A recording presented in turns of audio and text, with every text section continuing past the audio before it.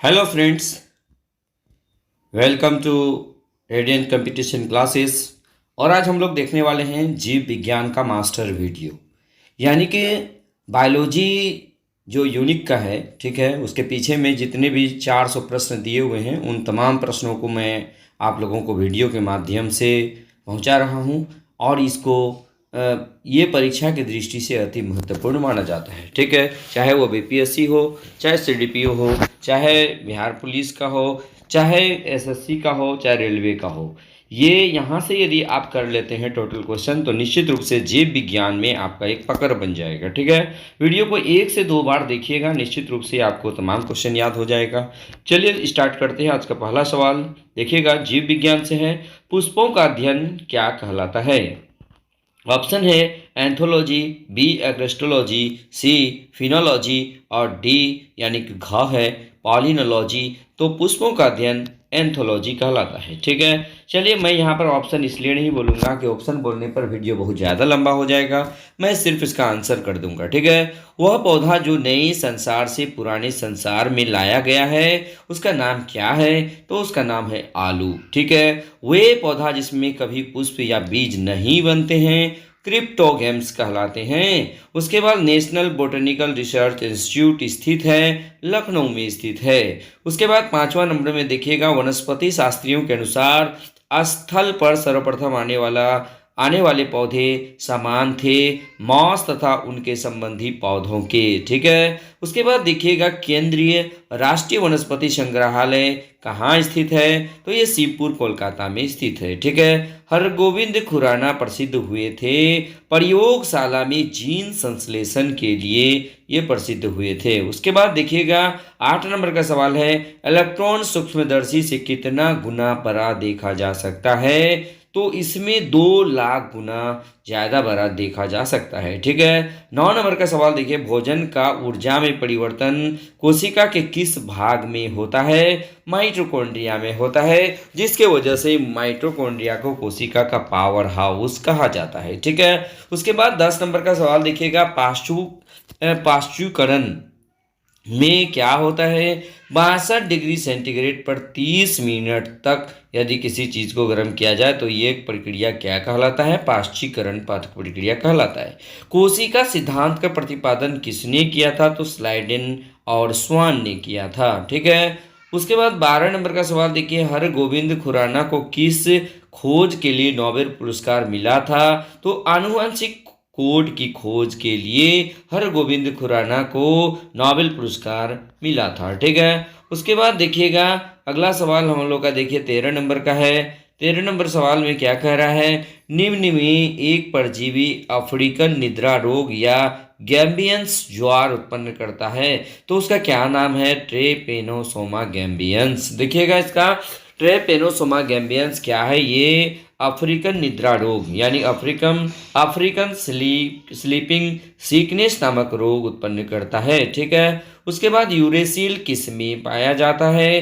तो uracil RNA में पाया जाता है। उसके बाद एक पादप कोशिका जंतु कोशिका से अनुपस्थिति में भिन्न होती है, यानी पादप कोशिका जंतु कोशिका से अनुपस्थित में भिन्न होता है। क्या चीज होता है जो जंतु कोशिका में नहीं पाया जाता है? तो इसका सही आंसर होगा सेंट्रियोल्स। ठीक है, यानी तारक केंद्र। उसके बाद देखिए, जीव मंडल की सबसे छोटी कोशिका कौन सी होती है? प्लूरोनिमोनिया यानी पीपीएलओ, प्लूरोनिमोनिया लाइक ऑर्गेनिज्म, ये सबसे छोटी कोशिका मानी जाती है। 17 नंबर का सवाल देखिएगा, एक न्यूक्लियोटाइड बनी होती है नाइट्रोजनी बेस, पेंटोस शर्करा तथा फॉस्फेट का बना होता है। उसके बाद देखिएगा 18 नंबर का, डीएनए के एक अणु में क्षारक बेसों की इकाइयों का संबंध होता है, तो इसका सही आंसर होगा एटीजीसी। हम लोग याद रखते हैं एटी यानी एडेनिन, उसके बाद होता है क्या? Try phosphate. ठीक है, उसके बाद जी गुआनिन और साइटोसिन, ये मेल होता है। ठीक है, एक स्ट्रैंड वाला डीएनए पाया जाता है, एक स्ट्रैंड वाला डीएनए पाया जाता है। अब इसमें देखिए, एक स्ट्रैंड वाला डीएनए किसमें पाया जाता है? तो जीवाणु भोजियों X174 में। ठीक है,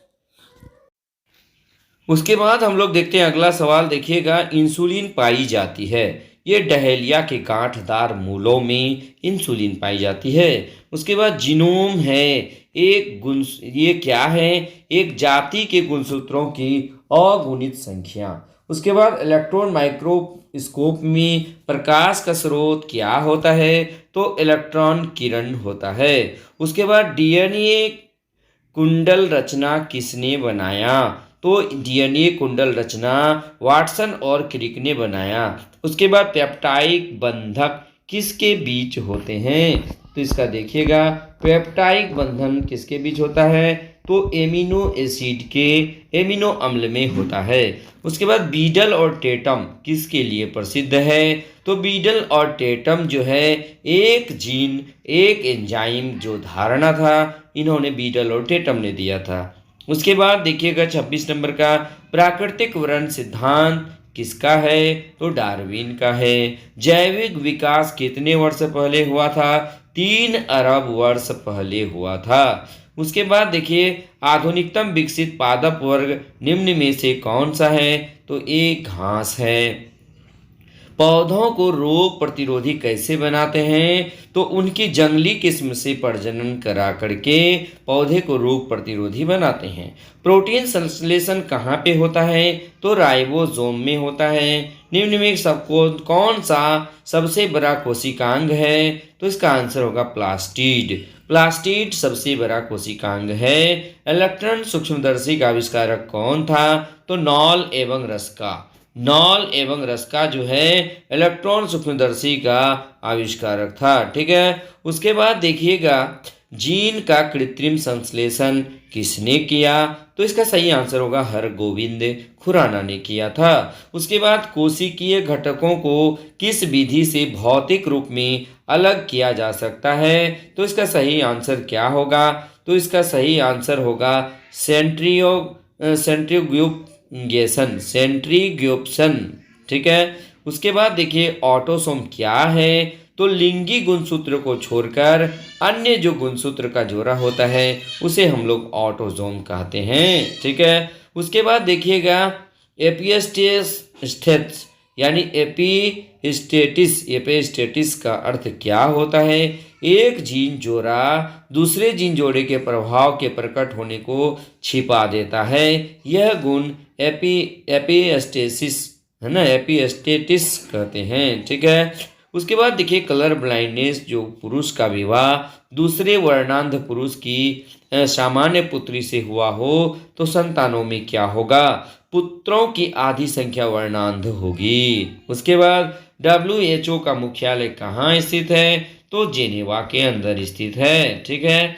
उसके बाद देखिए नेक्स्ट क्वेश्चन, बारबरा और मैकलिंटॉफ किस पर कार्य के लिए प्रसिद्ध है? ये यानी कि जंपिंग जिन्स के आविष्कारक बारबरा मैकलिंटॉफ है। और ये किस पर कार्य किए थे? तो मक्का पर कार्य किए थे। उसके बाद देखिएगा, न्यूक्लियोसोम का कोर बना होता है H2A, H2B, H3 और H4 से बना होता है। उसके बाद देखिएगा, लाइगेज एंजाइम क्या कार्य है? DNA के टुकड़ों को जोड़ना लाइगेज एंजाइम का कार्य होता है। ठीक है। उसके बाद जंपिंग जिन्स के सिद्धांत का प्रतिपादन किसने किया था? बारबरा और मैकलिंटॉफ ने किया था। ये ऑप्शन सही है। वह ऊतक जो द्वितीयक वृद्धि के लिए जिम्मेदार है क्या कहलाता है? इसका आंसर होगा कैम्बियम। उसके बाद व्यापारिक कॉर्क प्राप्त होता है कॉर्क कैम्बियम से, यानी व्यापारिक कॉर्क किससे प्राप्त होता है? कॉर्क कैम्बियम से प्राप्त होता है। वार्षिक वलय किस क्षेत्र के पेड़ों से में अस्पष्ट होते हैं? इसका आंसर होगा शीतोष्ण क्षेत्र, यानी वार्षिक वलय शीतोष्ण क्षेत्र के पेड़ों में स्पष्ट होते हैं। उसके बाद देखिए 46 नंबर का, नॉर्मन बोरलॉग क्या प्रसिद्ध है, क्यों प्रसिद्ध है? नॉर्मन बोरलॉग क्यों प्रसिद्ध है? हरित क्रांति, यानी विश्व में हरित क्रांति का जनक नॉर्मन बोरलॉग को कहा जाता है। जबकि भारत में हरित क्रांति का जनक किसको कहा जाता है? MS स्वामीनाथन को कहा जाता है। ठीक है। वृक्ष की आयु ज्ञात करने की सबसे अच्छी विधि क्या है? तो वार्षिक वलयों की संख्या ज्ञात करना, यानी ख नंबर। उसके बाद देखिएगा, पादपों में जल के परिवहन का कार्य कौन करता है? तो जाइलम करता है। कपास के रेशे पौधे के किस भाग में पाए जाते हैं? तो बीजों पर अधिचर्मी रोम में पाए जाते हैं। संसार का सर्वाधिक प्रसिद्ध पेस्टिसाइड क्या है? डीडीटी है। उसके बाद देखिए बीबी पुरुष अंकुरन पाया जाता है, राइजोफोरा में पाया जाता है। निम्नलिखित में से अंकुरन के लिए सामान्यतः किसकी आवश्यकता नहीं होती है? प्रकाश की आवश्यकता नहीं होती है। उसके बाद श्वसन मूल पाई जाती है, तो ये जूसिया में पाई जाती है। उसके बाद आलू में खाने योग्य भाग क्या होता है? आलू में खाने योग्य जो भाग होता है उसको हम लोग तना कहते हैं। आलू में खाने योग्य भाग क्या होता है? तना में होता है। अदरक एक तना है, जड़ नहीं, क्योंकि क्या होगा? इसमें पर्व तथा पर्व संधियां होती है। ये ऑलरेडी बीपीएससी 2020 में यानी 66वीं बीपीएससी में पूछा जा चुका है। मैं आपको पहले भी बता दिया कि ये यूनिक के पीछे का साइंस का कलेक्शन है और यहीं से बीपीएससी में डायरेक्ट उठा के प्रश्न दे दिया जाता है, इसलिए आप इसका रिवीजन अवश्य कीजिए। अगर आप रिवीजन नहीं करते हैं तो निश्चित रूप से आप लॉस में रहिएगा, ठीक है। उसके बाद देखिए फूल गोभी में खाने योग्य भाग क्या होता है? पुष्पक्रम होता है। चंदन को सामान्यतः मानते हैं आंशिक मूल परजीवी। अब उसके बाद 58 नंबर का क्वेश्चन देखिए, जब पूरा तना पत्ती में रूपांतरित हो जाता है तो क्या कहलाता है? पर्णाभ स्तंभ कहलाता है। उसके बाद देखिए लकड़ी का पायरोलाइसिस है ना, पायरोलाइसिस करने पर उत्पन्न होता है, यानी पायरोलिग्नियस होता है। तो इससे क्या उत्पन्न होता है? चारकोल गैस तथा तेल। पूर्ण पुष्प में पाया जाता है, यानी सभी चारों चक्र पाया जाता है, यानी पुमंग जायांग बाह्य दलपुंज और दलपुंज, ठीक है। पुष्प के जनन चक्र हैं पुमंग एवं जायांग। 61 नंबर देखिए पुष्प के जनन चक्र क्या हैं? ए नंबर ऑप्शन यानी क नंबर ऑप्शन है पुमंग एवं जायांग। उसके बाद 62 नंबर में देखिएगा उभयलिंगी पुष्प में पाया जाता है। क्या पाया जाता है? पुमंग और जायांग। उसके बाद देखिएगा परागन है। परागन क्या है? अपूर्ण विकसित नर युग्मोद्भिद, ठीक है। उसके बाद गन्ने और गेहूं में परागन होता है, हवा द्वारा होता है। लगातार स्वपरागन होने का परिणाम होता है कमजोर संतति। उसके बाद 66 नंबर देखिएगा चमगादड़ों द्वारा परागन कहलाता है चेरप्टोफिली। चमगादड़ों द्वारा परागन क्या कहलाता है? चिरप्टोफिली कहलाता है। उसके बाद 67 नंबर में देखिएगा निषेचन के पश्चात बीज का बीजावरण बनता है अध्यावरण से बनता है, यानी कि घ नंबर सही है। दोहरा निषेचन पाया जाता है आवृत बीजी पादपों में। आवृत बीजी पादपों में दोहरा निषेचन पाया जाता है। उसके बाद देखिए एपोमिक्सिस। एपोमिक्सिस क्या है? बगैर लिंगी जनन हुए भ्रूण निर्माण होना एपोमिक्सिस कहलाता है। उसके बाद मलेरिया दिवस कब मनाया जाता है? तो देखिएगा मलेरिया दिवस जो है ये 25 अगस्त को मनाया जाता है। अगला 71 नंबर का सवाल देखिए, भ्रूण विज्ञान को आगे बढ़ाने वाले वैज्ञानिक पी महेश्वरी थे।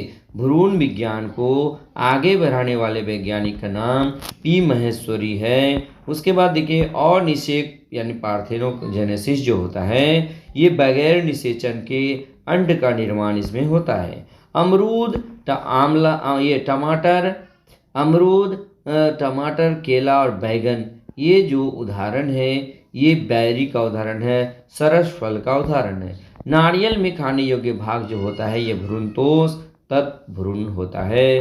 गेहूं का दाना फल है, ये कैरियोप्सिस फल है, ठीक है। पके आम में खाने योग्य भाग मध्य फल भित्ति होता है। उसके बाद जैकफ्रूट में मांसल खाने योग्य जो भाग होता है वो पड़ी दलपुंज कहलाता है। स्पेसीज प्लेंटेरम के लेखक कौन है? तो लीनियस है इनके लेखक, यानी 78 का क, ठीक है। आलू किस कुल का है? तो आलू सोलेनेसी कुल का माना जाता है। एक मनुष्य को भोजन में केवल दूध अंडे तथा रोटी दिया जाता है तो वह सामान्यतः रोगी हो जाएगा, स्कर्वी का रोगी हो जाएगा, ठीक है। आयोडीन प्राप्त होता है शैवाल से प्राप्त होता है। नाइट्रोजन स्थिर करने वाला सहजीवी प्रोकैरियोटिक जीव एनाबेना है। नाइट्रोजन स्थिर करने वाला सहजीवी प्रोकैरियोटिक जो जीव है उसका नाम है एनाबेना, यानी ऑप्शन नंबर ख बिल्कुल सही है। चाय में लाल रस्ट रोग किसके कारण होता है? तो इसका सही आंसर होगा हरे शैवाल के कारण होता है। उसके बाद लार्वा मारक शैवाल ओसिलोटोरिया है। ओसिलोटोरिया को लार्वा मारक शैवाल भी कहा जाता है। उसके बाद विषाणुओं में आनुवांशिक पदार्थ क्या होता है? तो डीएनए अथवा आरएनए होता है, यानी कि जो विषाणु होता है, वायरस होता है, वो या तो आरएनए का बना होता है या डीएनए का बना होता है। ठीक है। उसके बाद 86 नंबर में देखिएगा, यदि पृथ्वी पर सभी कवक और जीवाणु न रहे तो क्या होगा? देखिए इसका क्या आंसर है। तो मृत विघटनीय पदार्थ की मात्रा बढ़ जाएगी, यानी जो मृत विघटनीय पदार्थ है उसकी मात्रा बढ़ जाएगी। ठीक है। उसके बाद देखिए डाई इथेन M45 क्या है? तो एक कवकनाशी है। पेनिसिलिन की खोज किसने किया था? अलेक्जेंडर फ्लेमिंग ने किया था। गेहूं के आटे में ईस्ट मिलाने से डबल रोटी रंध्री तथा कोमल हो जाती है, क्योंकि उत्पन्न कार्बन डाइऑक्साइड रोटी को स्पंजी बना देता है। उसके बाद ईस्ट जो है ये खाने योग्य जो कवक होता है, ये खाने योग्य कवक क्या होता है? तो खाने योग्य कवक को एगारिकस कहते हैं। उसके बाद LSD इस किससे मिलती है? तो इसका सही आंसर होगा कवक से मिलती है। प्रतिजैविक पेनिसिलिन मिलती है क और ख दोनों से, यानी पेनिसिलियम क्रायोजेसिस और पेनिसिलियम नोटेटम ये दोनों से मिलती है। गेहूं के रस्ट रोग पर शोध कार्य करने वाले वैज्ञानिक KC मेहता थे। उसके बाद सर्वप्रथम जीवाणु की खोज एंटवान लीवेनहॉक ने किया था। उसके बाद जीवाणु पादप माने जाते हैं क्योंकि उनमें दृढ़ कोशिका भित्ति होती है। उसके बाद देखिएगा 96 में निम्न में कौन जीवाणु जनित रोग है? क्षय रोग है। क्षय रोग जीवाणु से होता है। उसके बाद फलीदार पादप कृषि में महत्वपूर्ण है क्योंकि नाइट्रोजन स्थिर करने वाले जीवाणु का उनमें सहचर्य होता है। उसके बाद देखिए वॉक्समैन को किस खोज के लिए नोबेल पुरस्कार मिला था? तो इसका सही आंसर होगा स्ट्रेप्टोमाइसिन। वॉक्समैन किसका खोज किया था? स्ट्रेप्टोमाइसिन। उसके बाद देखिए प्लाज्मिड क्या है? तो जीवाणु को आनुवांशिक पदार्थ जो क्रोमोसोम से बाहर होते हैं वो प्लाज्मिड कहलाते हैं। उसके बाद हम लोग देखते हैं 100 नंबर का क्वेश्चन, बॉटुलिज्म क्या है? तो एक प्रकार का भोजन दूषण जो क्लॉस्ट्रिडियम बॉटुलिज्म के द्वारा जीवाणु द्वारा होता है। ठीक है। पाश्चुकरण किस दिशा में होता है? तो 62 डिग्री पर 30 मिनट, ये हम ऑलरेडी पढ़ चुके हैं। चरने वाले पशुओं के चारे में सेलुलोज आंत्र के जीवाणु द्वारा पचते हैं। ठीक है। वाष्पोत्सर्जन मापी यंत्र को पोटोमीटर कहते हैं। रंध्र दिन में खुलते हैं क्योंकि द्वार कोशिकाएं प्रकाश संश्लेषण करके प्रासरणकारी शर्करा बनाती है। उसके बाद देखिए रंध्रों के खुलने और बंद होने में कौन से आयन कार्य करते हैं? तो पोटेशियम आयन काम करते हैं, यानी ए नंबर ऑप्शन बिल्कुल सही है। किस क्रिया के फलस्वरूप पौधों में ऑक्सीजन का निकास एवं कार्बन डाइऑक्साइड का अवशोषण होता है? तो इसका सही आंसर होगा क नंबर प्रकाश संश्लेषण। पुष्प धारण करने वाले पौधों में शर्करा का स्थानांतरण किस रूप में होता है? सुक्रोज में होता है। उसके बाद देखिए क्लोरोफिल निर्माण के लिए आवश्यक होता है लोहा और मैग्नीशियम। उसके बाद 109 नंबर का सवाल देखिएगा, प्रकाश संश्लेषण में ऊर्जा परिवर्तन का क्रम होता है प्रकाश रासायनिक। उसके बाद कोशिका में भोजन या ग्लूकोज का ऑक्सीकरण कहाँ होता है? तो कोशिका द्रव्य में होता है। ग्लूकोज के एक परमाणु के पूर्ण ऑक्सीकरण से ऊर्जा बनती है 686 कैलोरी। फलों को कृत्रिम रूप से पकाने के लिए एथिलीन का प्रयोग किया जाता है। उसके बाद 113 में पौधों में पांडुकरण है ना होता है जब वह अंधेरे में उगाते हैं। ठीक है, जब उन्हें अंधेरे में उगाते हैं। अम्ल वर्षा का कारण क्या होता है? अम्ल वर्षा का कारण होता है SO2 और NO2। इस प्रकार आज के वीडियो में हम लोग 114 प्रश्न देखे, कुल 400 प्रश्न देखना है। तो नेक्स्ट वीडियो में हम लोग और जो है प्रश्न को देखेंगे। ठीक है, इस वीडियो में 114 प्रश्नों को हम लोग देख रहे हैं और ये यूनिक के पीछे के जो साइंस दिया रहता है उसका प्रश्न है। निश्चित रूप से आप ये छोटे छोटे यानी 10 मिनट 20 मिनट का वीडियो बनाते हैं ताकि आपको देखने में सुविधा हो। ठीक है, नेक्स्ट वीडियो आपके सामने नेक्स्ट दिन आ जाएगा। और जैसे देखिएगा, इसमें 1 से 2 बार वीडियो को देखिएगा, आपको ये सभी प्रश्न निश्चित रूप से याद हो जाएगा। और ये विभिन्न एग्जाम के लिए, जो विभिन्न प्रतियोगी परीक्षाएं हैं जो आपके सामने हैं, उनके लिए रामबाण साबित होने वाला है। ठीक है, अगर वीडियो आपको अच्छा लगे तो लाइक, कमेंट और शेयर अवश्य कीजिएगा। ठीक है, बस आज के वीडियो में इतना ही। धन्यवाद।